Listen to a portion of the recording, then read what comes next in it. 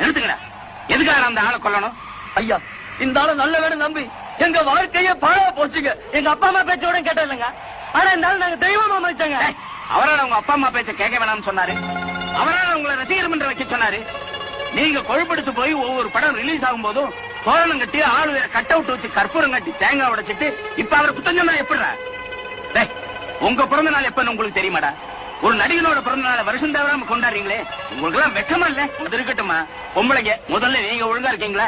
புருஷன் முக்கியம் இல்ல, புள்ள குட்டி முக்கியம் இல்லன்னு சொல்லிட்டு வீட்டுல எது இருக்கோ இல்லையோ ஏன்னா ஒரு சினிமா பார்த்தா போதும்னு நினைக்கிறீங்களே, அப்புறம் வீடு எப்படிமா உருப்படும்? சினிமாவை பாருங்கம்மா.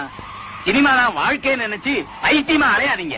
உங்க மாதிரி சம்பந்தம் இல்லாதவனுக்கெல்லாம் ஜெய போடுற கூட்டம் ஊருக்கு ஊரு இருக்கிறதுனாலதான் இந்த மாதிரி ஆளுங்கெல்லாம் நடிக்கிறத விட்டுட்டு கட்சி ஆரம்பிக்கலாமா, நாட்டை பிடிக்கலாமா, மந்திரி ஆகலாமான்னு நினைக்க ஆரம்பிச்சுட்டாங்க. நீங்க என்னைக்கு திருந்துறீங்களோ அன்னைக்கு தாயா இந்த நாடே உருப்படும்.